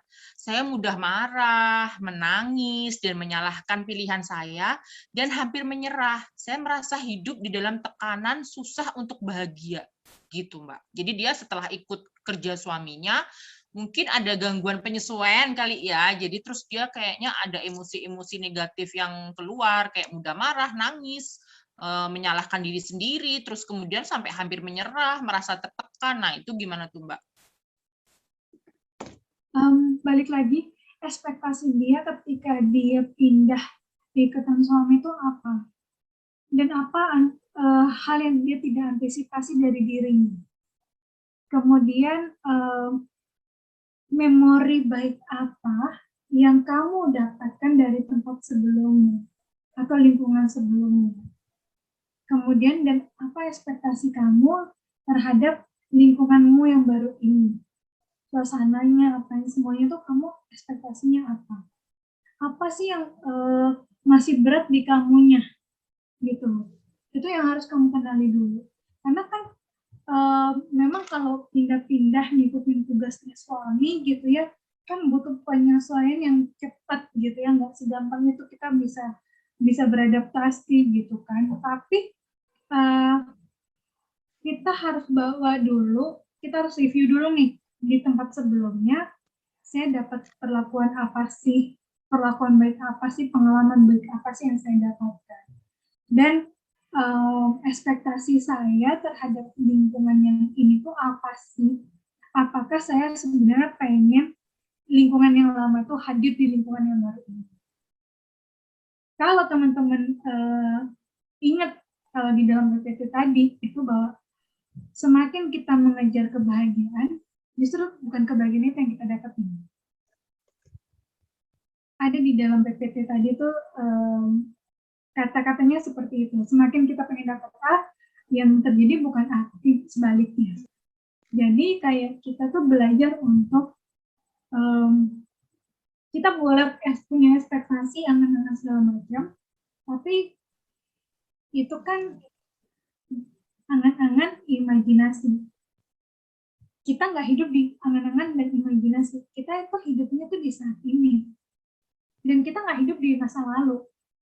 Jadi kamu belajar untuk lihat saat ini tuh apa? Apa di depan kamu? Siapa di depan kamu? Oh, suami saya, anak-anak saya. Yang saat ini, hari ini, malam ini, siapa di depan kamu? Apa yang kamu syukuri? Apa yang kamu tidak syukuri? Dari keadaan kamu malam ini. Bukan yang tadi siang, atau tadi sore, ataupun tadi pagi, atau yang kemarin-kemarin. Yang saat ini. Karena kenapa orang terjebak dalam susah move on gitu ya, itu karena dia ada keterikatan dan kemelekatan akan masa lalu. Dan ada kemelekatan dan keterikatan akan masa depan. Jadi dia tuh nggak hidup di saat ini. Gitu. Jadi perlu belajar untuk hidup di saat ini. Bukan di masa lalu, bukan di masa depan. Gitu. Itu dari saya Mbak Dita. Oke Mbak, saya lanjut lagi ya. Saya sampai bingung saking banyak yang masuk. Oke, tapi saya bersyukur banget karena pesertanya malam ini sangat-sangat antusias ya, jadi banyak pertanyaan, jadi rame, jadi seru, alhamdulillah. Oke, saya lanjut ke pertanyaan. Saya takutnya udah saya baca lagi. Bentar. Ini tadi udah saya baca belum ya? Gini, Kak izin bertanya, tadi ada channeling anger become motivation di Miss Optimis. Apakah kalau rasa marah ini dijadikan motivasi tidak akan berefek pada diri, baik ke fisik maupun mental. Gitu. Tergantung penyalurannya itu seperti apa. Kalau misalnya marah kamu salurkan jadi olahraga, itu kan kayak kamu membuang energi negatif kamu dalam pikiran kamu, dalam batin kamu, dalam fisik kamu lampiaskan ke olahraga dan itu keluar secara total gitu kan. Tapi kalau kamu marah kamu balik jadi menghina dia, memaki dia, itu yang akhirnya kamu udah sakit, kamu nyakitin dia, nanti kamu kesakitan lagi gitu karena ada balas-balasan di situ. Jadi alihkanlah marah itu dengan cara yang sehat, bukan optimis ya. Maksudnya ini tuh juga berkaitan di buku yang saya lagi baca itu Malet Minggu gitu. Jadi kalau kamu punya kemarahan, kalau kamu punya kejelekan oleh orang lain gitu ya, itu tuh sebenarnya nge-reminder kamu supaya kamu tuh aware. Apakah ada missing point dalam hidup kamu atau perilaku kamu atau kata-kata atau pikiran kamu yang ketangkap sama mereka gitu, atau jangan-jangan kamu tuh jadi cerminannya dia gitu loh, sehingga kamu tuh kayak jadi pelampiasannya dia sehingga membuat kamu tuh marah. Nah itu harus dicek lagi penyebab marahnya itu dari apa, dari siapa, apakah kalau memang itu sesuatu yang benar gitu ya, karena kamu membuat kesalahan dan jadi kamu marah, ya itu nggak tepat gitu. Tapi kalau misalnya kamu kalau ternyata kamu nggak buat kesalahan tapi kamu dilampiasin marahnya, kamu boleh mereminder, memiliki mindset bahwa ini tuh orang yang sedang melampiaskan ke saya gitu loh. Jadi jangan langsung kita tuh nggak bisa memfilter ketika kita tuh lagi dalam kondisi yang tidak baik-baik saja dan kita diserang oleh orang gitu kan. Kita nggak bisa memfilter itu, tapi kita bisa latihan untuk kita nggak mau mendengarkan. Jadi saya itu jeleknya saya tuh adalah gini, saya tuh bisa banget memfilter ketika orang lagi ngegosip tiba-tiba telinga saya tuh langsung ter-shutdown, nggak bisa denger, gemes banget gitu ya. Karena kenapa? Saya latihan untuk tidak mau mendengar kata-kata negatif supaya itu tuh mental, dan itu saya stigma, saya sugestiin ke diri saya bahwa saya nggak mau dengar kata-kata tidak baik. Jadi udah terotomatis nih telinga saya kalau udah dengar kata-kata julid, kata-kata yang baik itu langsung ditutup gitu aja gitu. Tapi kalau hal baik gitu, kata-kata baik itu tuh langsung nyangkut gitu apa gitu kan. Nah itu yang perlu kita pelajarin juga untuk mood kita. Kita tuh perlu buat perisai, jangan sampai ketika kita lagi nggak baik-baik aja, itu tuh perisai pedang itu nembus ke perisai kita. Jadi perlu latihan. Jadi perlu latihan sama perlu dikasih filter ya, kasih saringan supaya apa-apa yang nge-trigger kita buat marah jadi nggak terlalu bikin kita marah. Tapi emang kadang-kadang gitu sih kalau kita marah kan suka, misalkan nih dibilang, kamu kok gini-gini, oh awas ya besok aku akan, misalkan gini nih kayak aku, Mbak Dita tuh kok jerawatan, gendut, kayak gitu kan. Terus aku marah. Nah, gara-gara marah, kadang itu aku jadi ingin membuktikan ke orang-orang nih, aku bisa kok langsing, aku bisa kok nggak jerawatan, terus kayak berusaha keras gitu, biar langsing, biar gak jerawatan. Mungkin maksudnya gitu ya, jadi marah dijadiin sebuah optimis gitu ya, untuk bisa maju gitu malah. Nah, tadi tuh mbaknya ini tuh nanya, gini Mbak, kalau bisa tanyain judul buku penulisnya itu siapa gitu. Jadi kayaknya mbaknya nih pengen juga nih mencari buku tadi yang dimaksud sama Mbak Mita. Nanti kalau misalkan bersedia diketik di kolom chat kali ya Mbak. Jadi biar siapa aja yang pengen baca bukunya. Tapi ini bukunya rada-rada susah soalnya keluaran tahun 2005 gitu. Di mana 2005 tuh saya masih SMA dan saya baru ketemu buku ini tuh 2012. Ini udah lama banget ya. What's Your Mood, karya Kimberly Fox. Oke, saya ganti yang di chat room deh, gantian. Nanti ini nggak sabar ya nunggu kok nggak dibaca-bacain gitu. Oke, saya baca ya dari punyanya Ini enggak anonim ya, jadi dia nge-share ke everyone. Jadi saya bacakan dari Mbak Nadia Andani. Izin bertanya Mbak, aku seringkali kayak pending gitu menyadari mood atau emosi yang aku rasakan. Terutama jika mood dan emosi yang negatif. Jatuhnya mungkin deket ke toxic positivity ya. Jadi misalnya ada masalah, fokusnya ke penyelesaian masalah dulu. Emosi atau mood muncul nggak dirasakan.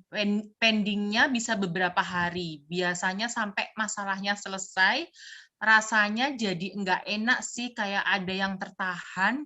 Dan setelah sadar bahwa ada mood atau emosi yang tidak saya sadari itu, jadi bertahan lebih lama rasanya. Ada tips and trick nggak Mbak untuk bisa lebih peka dengan mood atau emosi diri sendiri?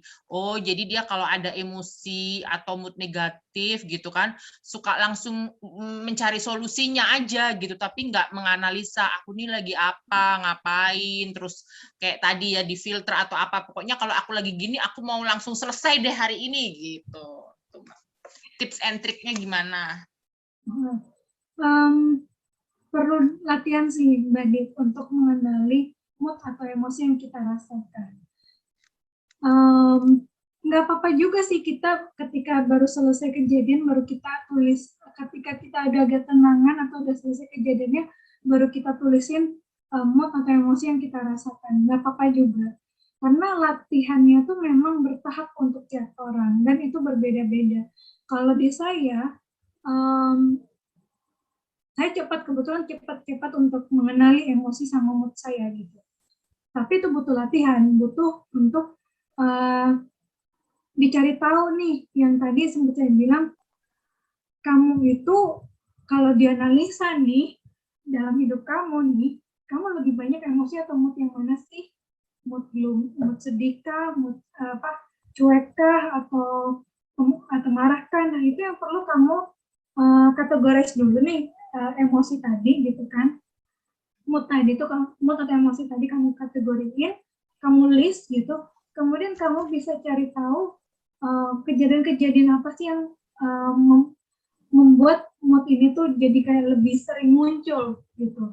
Jadi kayak ada korelasi antara triggernya sama mood yang lebih banyak ditampilkan gitu. Jadi ya perlu latihan untuk mengenali agak ke belakang jadinya. Nggak apa-apa ketika baru selesai kejadian, baru kayak mengenali emosinya, nggak apa-apa juga. Tapi dari sebelum kejadian, dari sekarang tuh bisa ditulis gitu kan, di journaling. Dan gini, jeleknya tuh adalah ketika saya minta orang journaling, itu tuh di buku gitu, bukan di handphone. Karena kalau di handphone di catatan HP, itu kan gampang ya di-search. Kalau di buku kan numpuk-numpuk hilang, nggak tahu kemana gitu kan. Jadi lebih baik kamu buat journaling di HP yang selengkapnya sedetail mungkin. Jadi ketika kamu scroll gitu ya, kamu bisa tahu nih, oh saya ternyata banyak mood A, mood B, mood C gitu. Terus misalnya ternyata kamu setelah mengkategorisasikan atau menuliskan mood atau emosi yang tampil,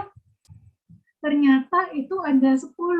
Coba ambil 3 yang paling sering muncul gitu, dan habis itu 3 sering paling muncul ini biasanya tuh muncul triggernya tuh gara-gara apa. Nah itu bisa kamu lakukan dan kamu flashback lagi ke sebelum apa ya, kejadian apa ya, kok bisa seperti ini gitu.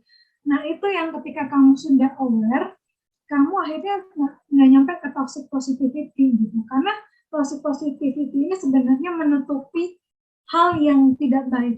Dalam hidup tuh harus seimbang. Hal baik sama hal nggak baik itu harus seimbang. Nggak bisa kita tuh maunya yang baik-baik aja tuh nggak bisa gitu. Karena kalau kamu pengen baik-baik terus dalam hidup, ya kamu akan lupa gimana rasanya nggak baik-baik dalam hidup gitu. Kalau sedih kalau bahagia terus jadi nggak ada ini ya, bahagia tuh apa gitu. Tapi kalau sedih pas bahagia jadi wow gitu ya.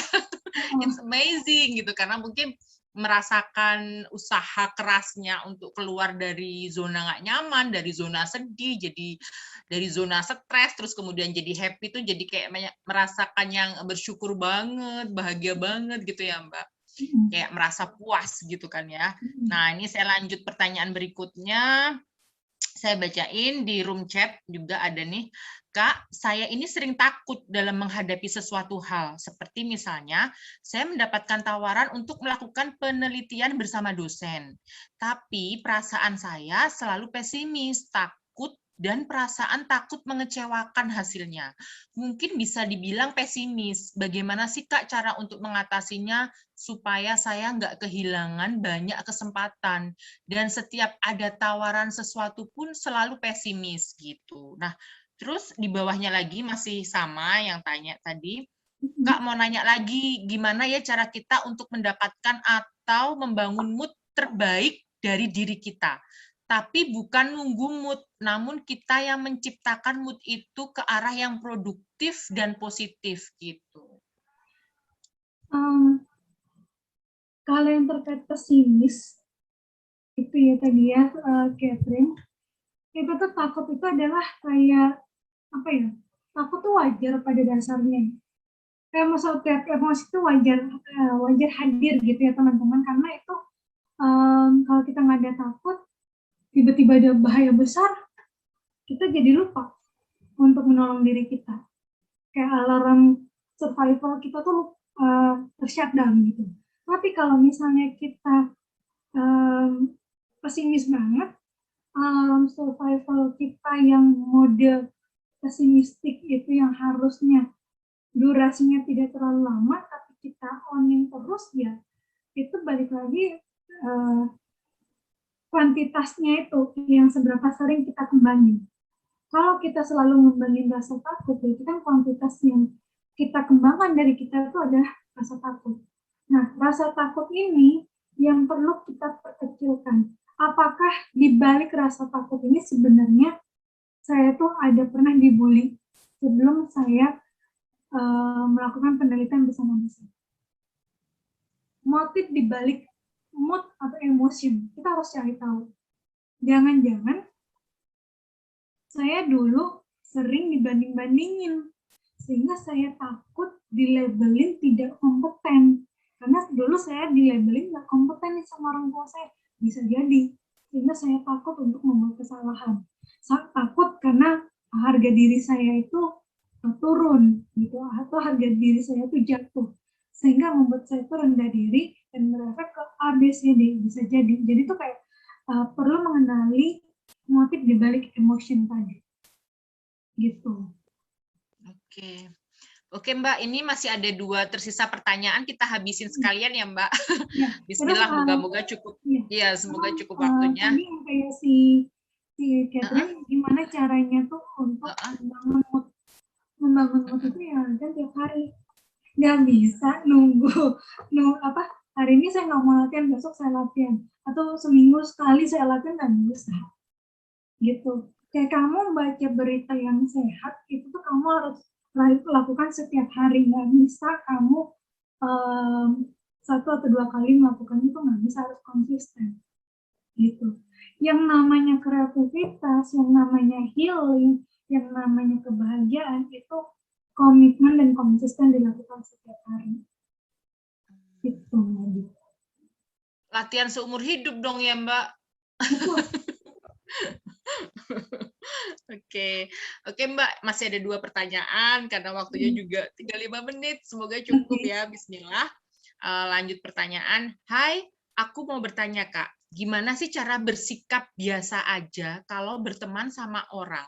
Aku lagi diem-dieman gini sama 2 teman dekat aku karena mereka pergi berdua diam-diam dari aku dan bohong gitu. Dan sekarang aku diemin dia karena aku kayak males aja. Sebenarnya sepele sih, tapi aku kepikiran terus. Kenapa ada circle di dalam circle gini? Thank you, Kak. Gitu. Jadi dia ngambek gitu ya mungkin bahasanya. Karena apa tadi ya, temennya pergi diem-diem gitu dan bohong sama dia. Gitu. Ketika kamu merasa dibohongi gitu ya, ada circle dalam situ. Apa yang kamu rasakan? Pertama kali, apakah kamu iri, kamu marah, kamu benci, kamu kesal? Itu yang harus kamu ketahui dulu. Jangan merasa tidak baik-baik saja, gitu. Padahal kamu nggak baik-baik saja gitu. Kamu marah, ya marah. Katakan kan marah pada diri kamu sendiri. Kamu marah pada mereka berdua. Habis itu, apakah mereka sering melakukan ini, kebohongan ini? Kayak ada perbedaan perilaku, perbedaan pendapat. Apakah sering terjadi pada kamu sendiri? Nah, lalu lakukanlah refleksi ke diri kamu. Saya sering melakukan itu nggak sih ke orang? Saya pemilih nggak sih? Gitu. Atau saya pemilih gitu. Saya memilih atau saya pemilih atau saya dipilih ya, kira-kira. Nah, itu yang perlu kamu cari tahu dulu. Gitu. Jangan, kita boleh kok pertama kali untuk mengekspresikan hal tidak baik yang terjadi dalam hidup kita tuh boleh, tapi jangan lama-lama. Habis itu kembalilah ke logika kamu. Emosi sama logika itu yang paling susah untuk dijadiin satu ketika kita tuh lagi dalam step tidak baik-baik saja, gitu kan. Tapi kalau kita dalam step baik-baik aja, ya udah, itu dilupakan. Caranya adalah kamu perlu latihan. Balik lagi, saya selalu mention latihan, karena nggak ada yang hal bisa dilakukan selain kamu latihan, gitu. Jadi ya tadi cari tahu dulu penyebabnya apa, seringkah seperti ini, dan akui apa yang kamu rasakan. Jangan bilang kamu baik-baik saja. Kalau kamu kesal, ya kamu kesal. Ketika kamu udah selesai kesal, ketika kamu udah tahu gini-gini segala macam, silahkan komunikasi. Saya terkini, mungkin lebih baik dimulai dari pertemanan kita udah lama ya. Kira-kira apa yang bisa kita evaluasi ya dari pertemanan kita ya? Menurut, kalau dari saya tuh dalam pertemanan ini mungkin ada penyumbang tidak baiknya. Jadi saya minta maaf atas apapun. Kalau dari kalian apa? Jadi kayak kita tuh komunikasi ketika kita udah siap. Oh gitu. Jadi nggak apa-apa ya Mbak, ketika udah siap baru dikomunikasikan. Kayak saya nih punya pengalaman misalkan marah sama keluarga gitu ya, sampai diem-dieman lama gitu kan. Terus pas udah siap mengkomunikasikan tuh sampai nangis gitu kan, sampai nangis tapi mengungkapkan langsung, maksudnya mengekspresikan langsung kepada orang tersebut gitu. Lega sih rasanya, tapi pas udah sampai rumah tadi, aku tadi lebih nggak ya? Kok kemarin misalkan diem-dieman, terus tadi tuh aku meluk dia, nangis-nangis gitu. Jangan-jangan aku tadi terlalu lebih, enggak ya Mbak? Nggak apa-apa ya kayak gitu ya? Maksudnya ketika masalah udah selesai, ya nggak apa-apa, kita ekspresikan rasa mungkin sedih kita, marah kita, atau rasa bersalah kita, gitu. It's okay ya, Mbak ya? Oke. Saya lanjut pertanyaan, ini pertanyaan terakhir yang masuk ke saya. Selamat malam, Kakak. Izin mau bertanya nih, Kak, perlukah kita mengekspresikan mood, Kak? Gitu. Jadi perlu nggak sih kita mengekspresikan mood? Apa dampaknya jika kita tidak pernah berhasil mengekspresikan mood? Sedikit cerita, Kak, saya adalah orang yang sangat susah untuk mengekspresikan mood. Misal saat saya lagi bad mood atau lagi pengen marah banget, ataupun orang lain membuat saya marah, saya tidak pernah berhasil meluapkan kemarahan saya, padahal saya ingin. Sehingga seringkali orang lain tidak bisa mengertikan saya dan menganggap bahwa saya sedang baik-baik saja. Apa yang menjadi penyebab saya tidak bisa mengekspresikan mood ya, Kak? Terima kasih banyak sebelumnya, Kakak. Terima kasih untuk pertanyaannya yang luar biasa. Yang terakhir ya. Gini, tidak ada orang yang tidak bisa mengekspresikan emosinya. Buat orang-orang yang susah mengekspresikan emosinya atau moodnya, coba kamu cek di tubuh kamu, di area tubuh. Kayak teman saya kemarin, yang saya ajak ngobrol itu, dia mengulurkan tangannya untuk bersalaman. Dia sih tenang, so cool gitu ya, tenang, cool gitu. Tapi ketika kita bersalaman, dinginnya minta ampun tangannya ketika ngobrol sama saya ngebahas hati yang kemarahan tadi gitu kan. Jadi bisa jadi ketika kamu tidak mengekspresikan emosi kamu secara verbal, bisa jadi mengekspresikannya secara tubuh. Misalnya keringat dingin di tangan, garuk-garuk, dada sesek, atau detak jantung kencang. Itu salah satu expression of mood yang tidak kamu sadari. Itu bisa jadi loh. Atau misalnya kamu garuk-garuk sesuatu, atau kamu jalan nggak santai, atau melakukan kok kayak menggetar-getarkan sesuatu, dan something like that, itu sebenarnya kamu lagi mengekspresikan mood kamu. Tapi perlu kamu kenali, ternyata saya tuh ekspresi mengekspresikan itu lebih ke fisik ya, dibandingnya verbal. Nah, jadi kamu harus tahu dulu nih, coba dicek lagi. Kapan-kapan ketika kamu lagi, mood kamu lagi kumat gitu ya, emotion kamu lagi muncul, coba dicek ke fisik kamu. Ketika kamu marah, jantung kamu deg-degan nggak? Ketika kamu lagi mellow, kamu sesak nafas nggak? Nah, itu termasuk mengekspresikan mood secara fisik, bukan secara verbal. Tapi dilatih juga. Verbal sama fisik itu dilatih supaya nggak kesimpan nih di satu area aja.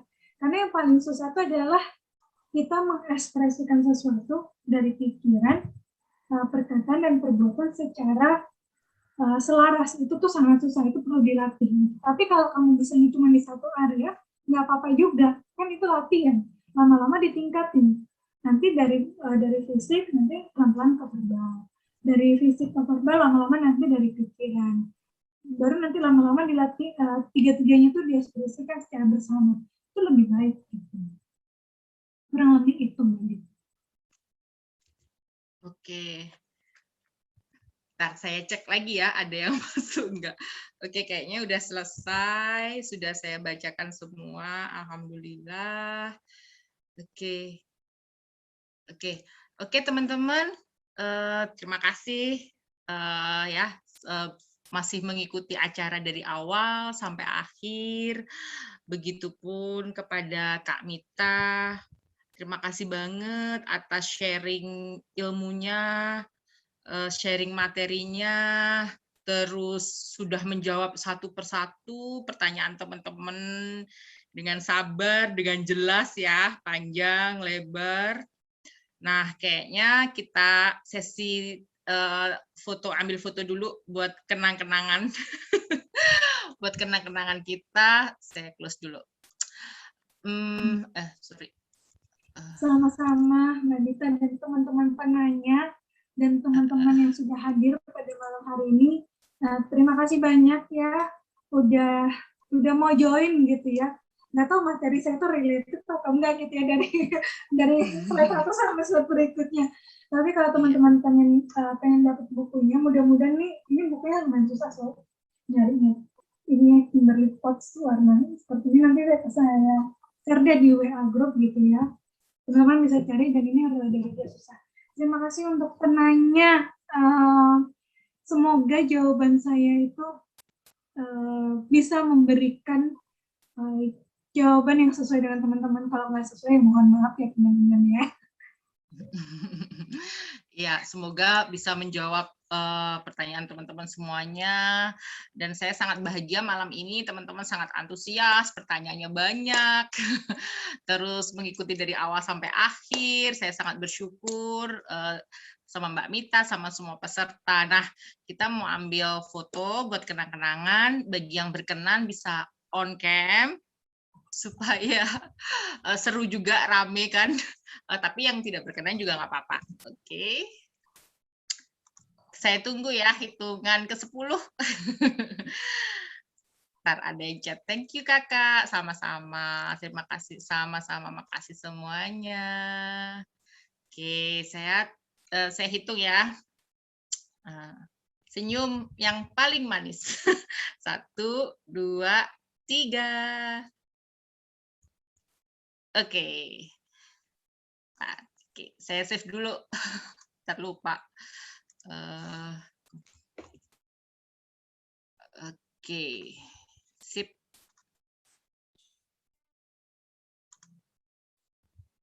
Oke, sebelum saya akhiri, saya mengucapkan terima kasih kepada narasumber Kak Mita. Kedua, saya sangat berterima kasih dengan teman-teman semua peserta yang hadir pada webinar malam ini.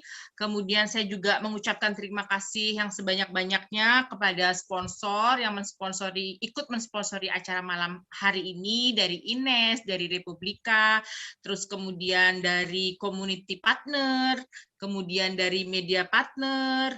Saya haturkan terima kasih sebanyak-banyaknya. Saya pamit undur diri kepada teman-teman semua. Selamat malam, selamat beristirahat. Semoga ilmu yang kita dapatkan malam ini bisa bermanfaat dan banyak insight yang kita dapatkan, dan kita bisa semakin lebih baik memfilter emosi-emosi negatif kita, dan semoga banyak muncul emosi-emosi positif ya, gitu ya. Gitu ya teman-teman, terima kasih, selamat malam, sampai jumpa lagi di event-event webinar berikutnya. Assalamualaikum warahmatullahi wabarakatuh. Selamat malam, sampai jumpa lagi. Makasih Mbak Dita, bagus loh.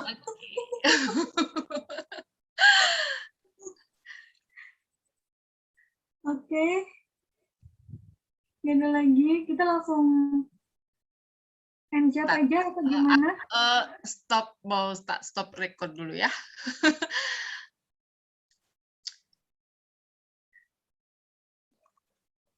Bentar, aku kirimin bukunya ya, supaya bisa dicari. Ini rada-rada susah loh Mbak. Oh iya. Klienku yang mau nyari itu. Mbak Ayu masih ada di sini kah? Mbak Ayu udah gak ada ya? Ntar Mbak Bita jangan pergi dulu. Saya akhiri ya. Oke, siap.